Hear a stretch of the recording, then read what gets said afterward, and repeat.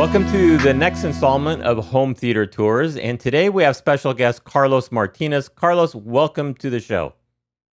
Thank you very much, guys. Very excited. And I'm DJ.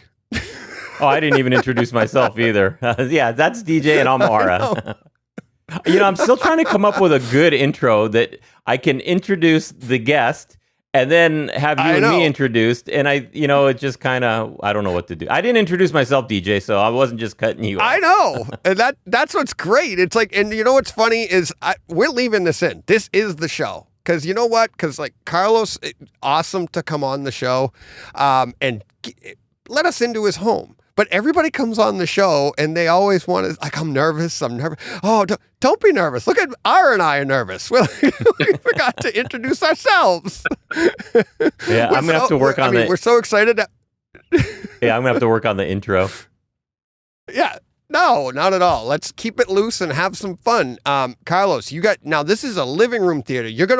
We're changing the format up here a little bit because the video you sent us was so good that you walked us through the whole thing. So we're going to watch that in a second. But just give us a sneak peek before we go into your living room. This is in your living room, right?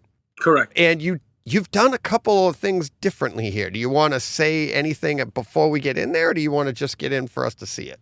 Yeah, I'll say it real quick. So the normal setup is you have your center channel, which is your primary channel that you hear all your voices. So what ended up happening is every time that I watched the movie, for some reason, I never heard the dialogue very clear. So I upgraded to a bigger center channel, still was having that problem, raised the levels on it, still didn't feel like it was giving me everything that I wanted. So I acquired two F3 Klipsch towers, and I decided to basically connect them in parallel, not in series. And I connected it to the center channel, and to be honest with you, I have had no problems. I know a lot of people say that that's not good to do, you shouldn't do it, but as of right now, it's been going great. I mean, my voice levels are exactly where I want them to be. They're actually above the speakers that are around.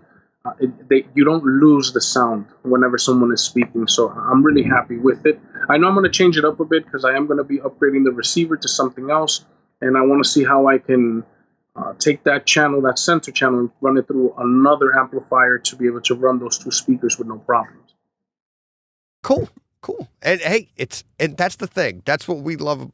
That's what the idea of this show too is.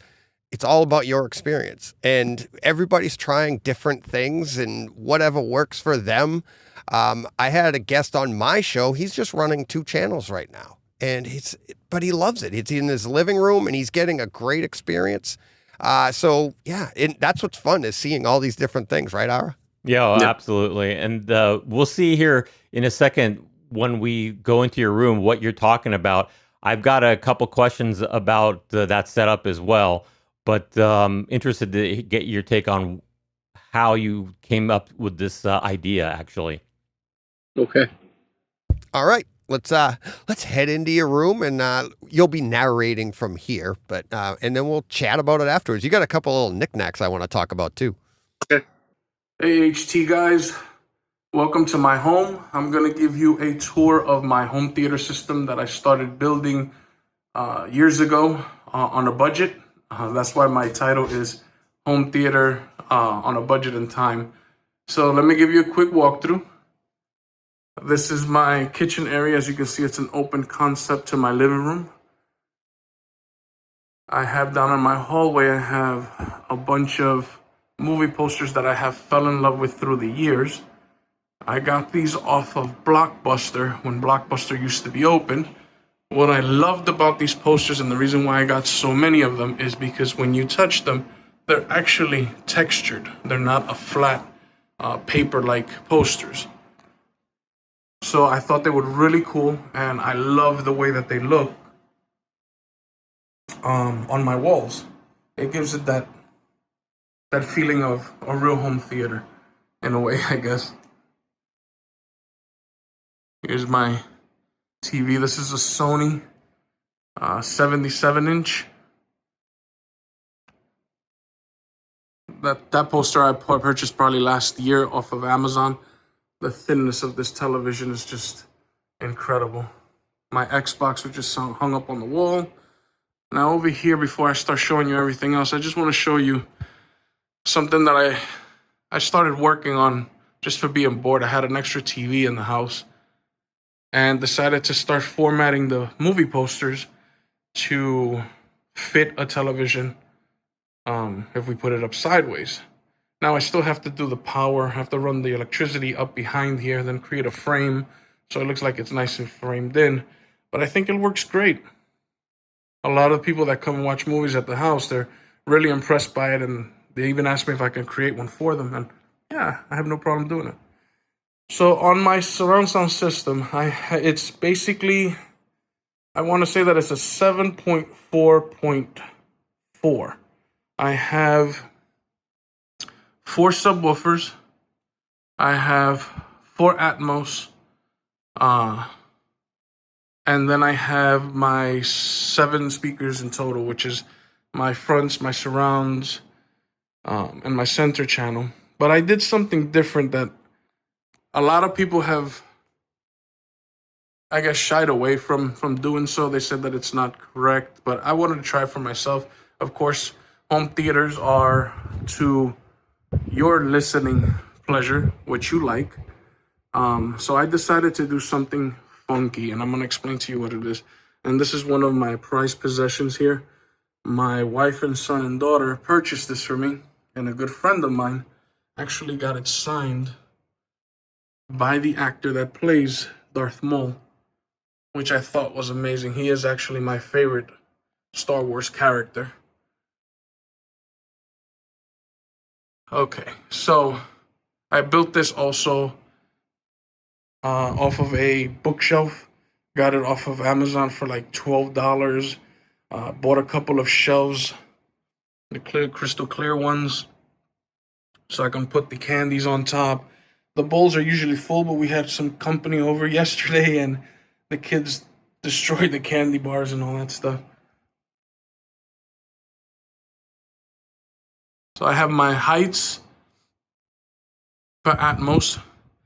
And so here's what I did different. Here's my front setup. Excuse the dog toys.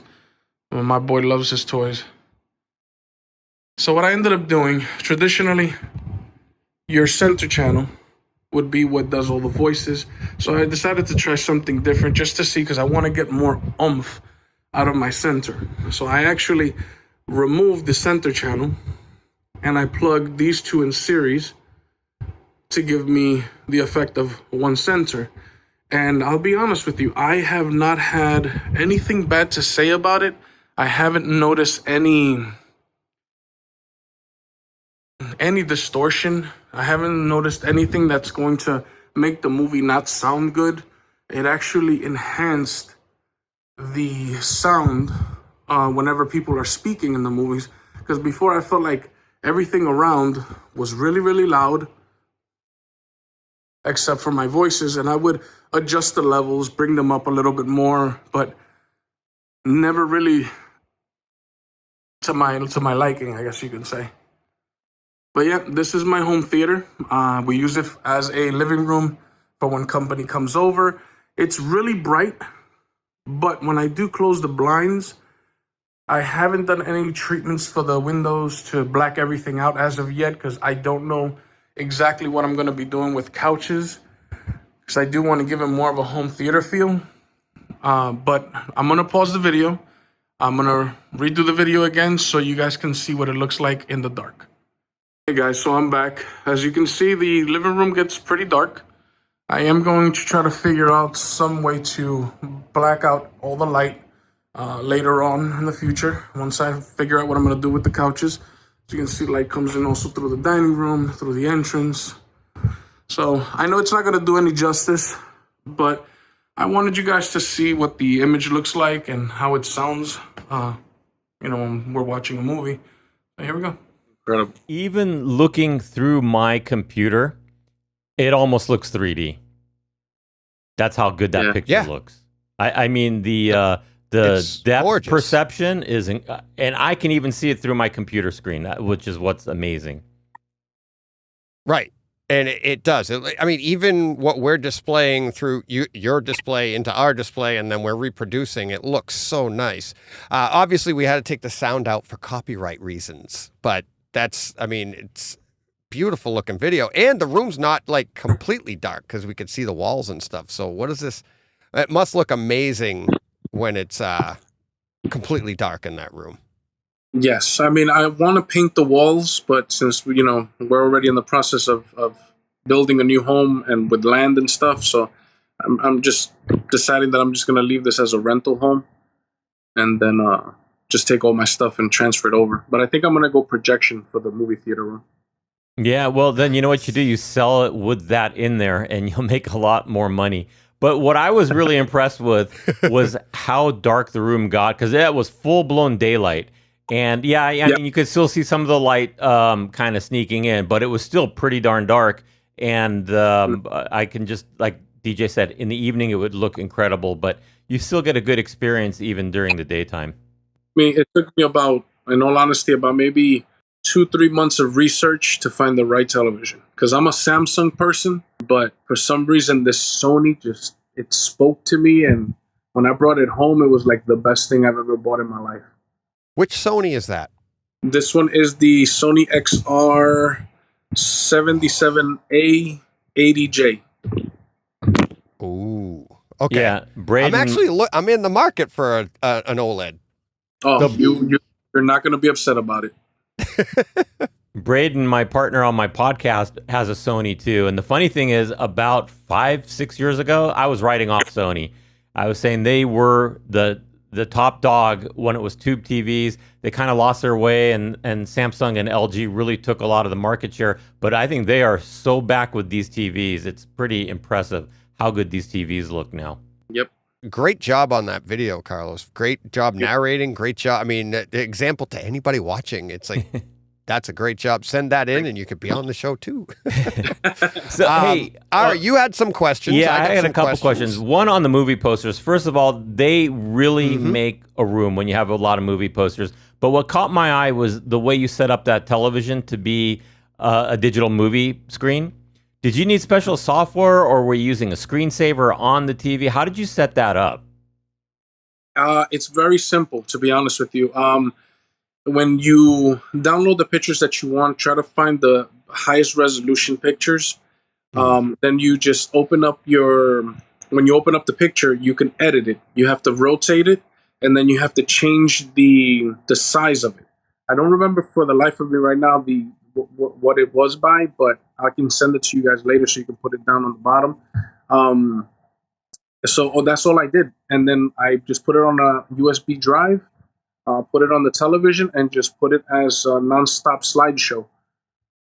Oh, wow. That's a really clever idea. And that adds a lot to the room. Yeah. Everybody loves it when they come to the house. They're like, oh my God, that's so cool. Can you do one for me? And I'm just like, no problem. I'll take care of it for you. That's a pretty cool idea. I really liked that idea. That's a really nice touch. Do you only have one in your room right now? And you're doing them for other people? Yes. I mean, for me, I like to share the wealth. I don't want to keep it a secret. It's not worth it. But so right now I only have one. But as I said, once we do move into the bigger house, then I'll have one on the outside of the movie theater to show what's playing, and it'll continue rolling, other pictures. And then, inside I'm going to keep the regular ones because I don't want to take away from the viewing experience on the movie. But I do want to put a couple more in the outside part, like the lobby area, because I want to do my concession stand, a bigger one there, So it's exciting. Got plans. I like it. It. Yes. While we're talking movie posters, let me ask you about all the movie posters you have around. Are they all that like flat textured surface that you're talking about? And flat, I mean drab, like not shiny. Yes. So all of them are, except for just one, the one that's right next to the television in the front.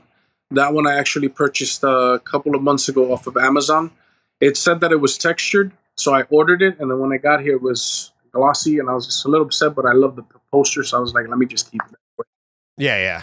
That's nice. And like Ara said, all those posters around your room, it really just sets that atmosphere. As soon as you walk into the room, I mean, It's really, really nice, really well done. And do you get a lot of people just like first time they come in, they're like, what the? Look around. I've had a couple of people actually want to buy them for me. Oh, really? Yes, yes. But I mean, you can't purchase them anymore. I mean, the manufacturer doesn't make it anymore. Blockbuster's no longer in business. So I mean, it was a great buy. I was very fortunate, to be honest with you.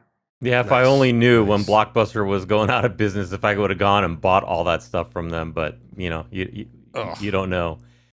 Hey, Carlos, on your center channel, one, that's a very creative idea. And the question I had for you is, they are separated. Now, I understand they're playing the identical content, but does it give any kind of separation, or does it still sound like the dialogue is coming from the screen? It still sounds like the dialogue is still coming from the screen, yes. There is no, you can't differentiate where the sound is coming from. It just feels like it's coming straight from the front. And running them in parallel. Now, in the video, you said you ran them in series, but earlier when we were talking, you said it was in parallel. Does that actually affect the power output from your receivers that run a little bit hotter or anything like that, or are you not noticing any difference? I actually have monitored it because I wanted to make sure that I wasn't going to make it do any damage to my receiver. So I actually played it on low volume for a while. Then I raised it little by little. I checked the temperature gauge on my fan to keep it cool. And it stays exactly where it would normally play if I only had that center channel. In your theater that you're going to build, are you going to stick with that? Or are you just going to go for a much bigger center channel that can handle everything without needing to go through this route? I'm not too sure. The way that I'm thinking about it is I'm thinking about purchasing or keeping this receiver and setting it up just for the center channel. Basically going from the center output from my new amplifier that I'm going to purchase into there and have that be the center itself by doing the left and right. I want to try that to see. If not, then I'm going to have to find out a bigger tower speaker to utilize it as the center channel. Gotcha. Because it just gives you such a great sound. It's. I wish you guys were here to sit down, to listen to it, to really appreciate it. DJ, we're just gonna have to take a road trip. We're just gonna have to get in the car and drive to all these people's theaters. Mi casa, su casa. Oh, that's awesome. I mean, I know. A little secret to everybody out there. That's not a joke. R and I are talking about that. We would love to do that. Maybe someday. I mean, when I started this podcasting, I was like, oh, maybe I could visit people. Then COVID hit. So I'm stopped wishing. But yeah, we would love to do that. And all of these people, all of these theaters, and to sit and experience them. Like you said, it's like, that's the thing about our theaters and like your theater, Carlos. We all wish, I wish people could hear, and you want to hear others too. So that you could experience what they have, because it's one thing to watch these videos and get ideas, which you're offering me some great ideas from my theater. You watch other videos, you see all these things, and it's like, but then to hear them too. And I wish people could hear exactly what you're hearing, because I know there's going to be some people like, you can't do that. No, that's not true. It's not true. There's more than one way to skin a cat. Not that you should skin a cat, but what else did you have? I had a question on the subwoofers. You've got 4 subwoofers. Was there a reason why you went with 4 versus 2 bigger subwoofers? I'm extra. I'm extra. Actually, great answer. I got a great deal when I was shopping around. Like I said, when I started creating this theater, it was on a budget and it was on time. I didn't have a lot of money when I first started. God has blessed me with great opportunities. But I was able to find a gentleman that was actually moving, and he was no longer in need of his home theater. So he had F3s and he had 2 subwoofers. I had originally 2 12s. That I was using in my home theater, my living room, and the other one in my garage. So I bought the third one from him, and as I was driving back home, I was on Facebook Marketplace, and I found another one which was right on the way home, and I stopped by and I picked that one up. My wife sure wasn't too happy when I got home, but she is now. Awesome. Yeah, we all start. It's funny you say that. We all started out that way. You start out gradually, and very few people have I come across that have like a turnkey. Their first theater is like a turnkey, like fantastic, dedicated room. We all start out and gradually work our way up. Yep. So, Yep. yeah, yours is fantastic. Before we get to the, I don't even know. I can't speak French, but your favorite piece. Why don't you tell this isn't the only room in the house. Give us a little bit of background. You were telling us earlier about your master bedroom. You're not skimping anywhere in the house. No, not at all. So my master bedroom, I have a 65-inch Samsung television, which was the original one that was in my living room. It's HD. It's not 4K or anything, but has such a beautiful picture. It's a 7100 series Samsung, and it's 240 hertz. So it actually gives me that extra clean visual on movies and even on shows. So I decided that I wanted to have a little bit more in the room because in my other house I had just a regular sound bar, the little bass, and it gave me good sound, but I wanted that feeling, that immersive feeling when I'm sitting on my bed watching the movie. So I found the 10-inch that I was utilizing for my home theater before. I moved it into my bedroom. And I just put in the recessed ceiling speakers and made it a 5.1. Nice. That sounds awesome. All right, let's get to this. You've already explained it to us once, but I want the viewers to see this, and this is beautiful. Your favorite piece in the room. It's a fantastic room, but you got to explain this to the viewers. This is awesome. All right, so couple of months back, my wonderful family, my wife and my 2 kids, they were in downtown Disney, and they saw a Darth Maul, and they know that Darth Maul is my favorite Star Wars character. It's too bad that he only has such a short part, but they decided to purchase it for me, and my wife got in contact with my friend, and my friend is able to get, he's got a hookup somehow that he's able to find where the actors are, and he goes to them, and that's what he does for a living. So he actually got it signed. He also took a video of the gentleman signing it for me, and it has the certificate of authenticity. I still have the box. It's one of the best gifts I've ever received in my life. I'm never going to get rid of it. So even somebody offers me $1 million, it still stays in my house. That's beautiful. It's a beautiful, beautiful piece. And did you get it insured? Did you do it? I mean, it's just looking at it and you're like, I don't know if it is. It's really, really nice. That is, getting chills. But that's the kind of stuff that turns a theater into like a really nice theater. In fact, even your concession stand, I liked the concept of just having that there. It just add those little touches that add. All you need is a popcorn machine. I have one. I just haven't. I couldn't put it up there because it was a little bit too bulky. But in the next theater, it will be. I'll send you the. Gotcha. And the big boxes of popcorn that you have on top, that's just sending the message: popcorn theater. Do you have popcorn scented candles? No, I do not. Have you seen those? I haven't. You just search on Amazon and try different ones, and they're fantastic. No way. I've bought. Oh yeah, I've had them for about 15 years.